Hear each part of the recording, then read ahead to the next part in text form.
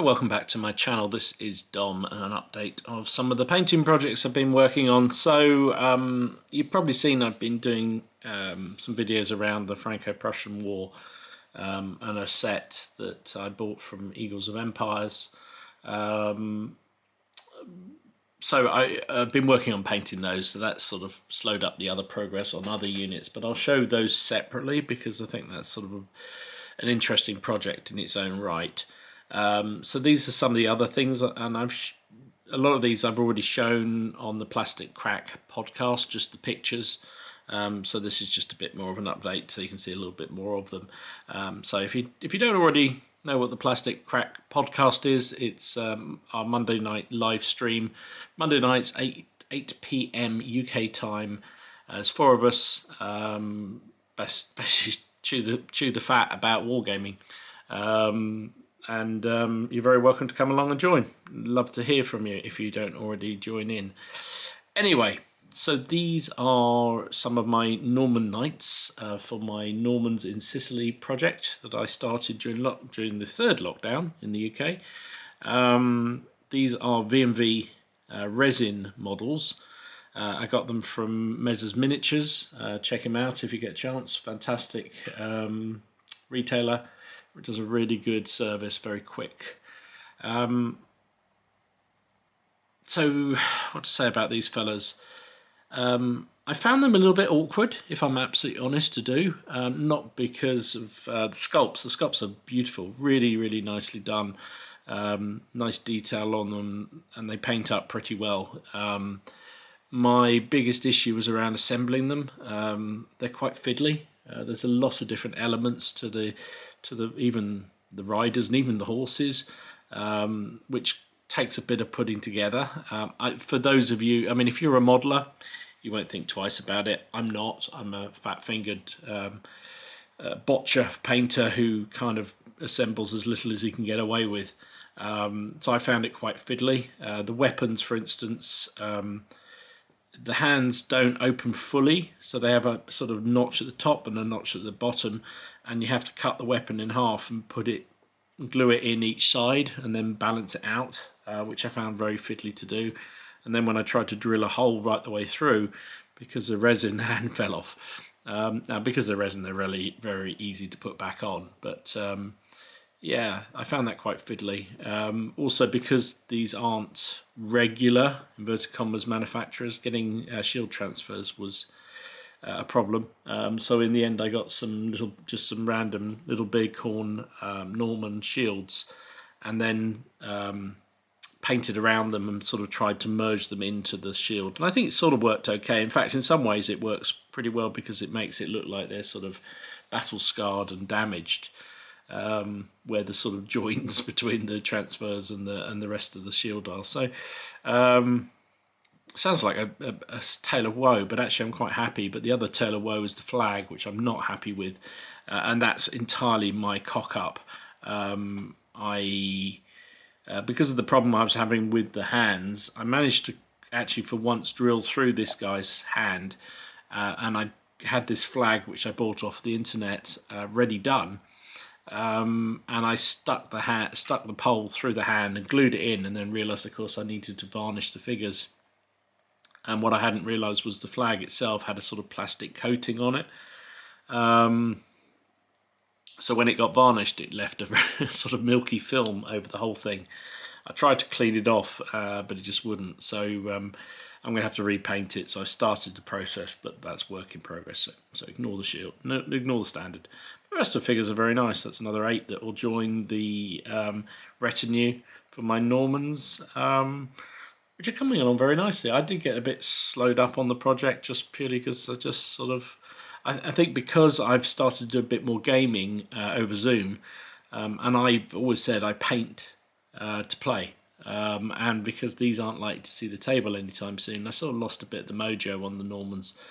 But I've got another load of Knights to finish off, which I want to get done before we come out of this next stage of the lockdown here in the UK.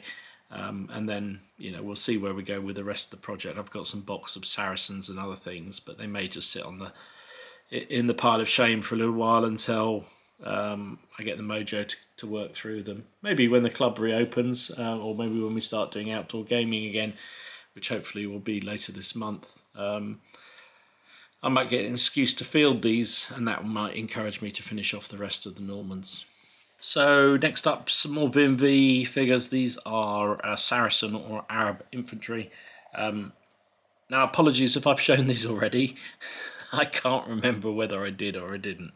I had them painted up quite a while, but I was planning to feature them with the Normans and do a sort of how I did it video, but it's taken me so long to do those last bits that finish off those Norman cavalry that I actually managed to delete by accident the first part of the video I was going to do. So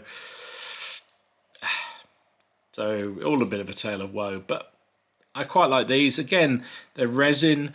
They're a little bit fiddly to put together. I had the same challenge with the spears, particularly on these guys, because you have to sort of glue one end on the other end, and like this guy hasn't quite lined up properly. But I think en masse they'll look fine, and I'll fit them in with the rest of my Arab or Saracen infantry once I've done them. Try to keep the theme of quite bright colours, sort of dirty bright, if you see what I mean, kind of figures. Because I think one of the fun things about the Saracen army, Saracen troops generally, is they tended to go in for quite bright colours. So yeah, more VMVs, more done, finished. Quite pleased to get them out of the way. So this dude is a British French Indian Wars regular officer from North Star Miniatures, and I actually thought I'd lost him. You've seen some of my French Indian War figures that I've done from time to time, and because I play it for muskets and tomahawks, and again because we sort of seem to be heading out of lockdown and maybe into some face-to-face outdoor gaming soon. I'm sort of thinking we might get back to muskets and tomahawks again, because I think that's very much a face-to-face game, because the card metrics is hard to do over remotely. So as I was trawling through trying to find some other figures I did know I still had, some American War of Independence figures, I found this guy skulking in the box. So I quickly pulled him out and painted him up, and really quite pleased with the job of him. So I basically used the Ali's ink wash over the top once I'd painted him. He's had I'm really loving this scale 75 Antares red over the top of a initial coat of contrast paint, red contrast paint, and I think the two just give that and then the wash on top gives it real depth of colour, which I really like. And the yellow again is another one of the scale 75 colours. Just again, I really like the matteness and the deep colour that it gives. So I'm really pleased to find this guy, because I knew I had him, I just couldn't put my finger on him, and really pleased to get him done, and he can join the British forces for my French Indian Wars. So quite rightly I get given a hard time for buying more figures when I keep saying I need to work through my backlog.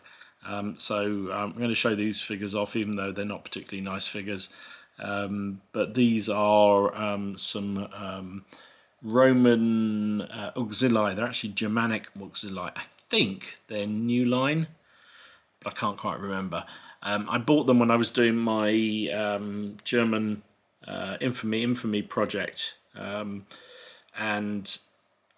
it doesn't happen very often to me. I bought them and actually thought I don't really like them, and I then used some Victrix ones and did some head swaps and what have you. So these were surplus to requirements, but they were sitting in my pile of shame, and I thought I'm just going to paint them up. So they didn't take long, just an evening I think, to paint these up, because they're dead simple to do. And I'm going to put them on eBay, get rid of them. It's not something I often do, because I always find value in all the figures I have, because periods and interests come and go.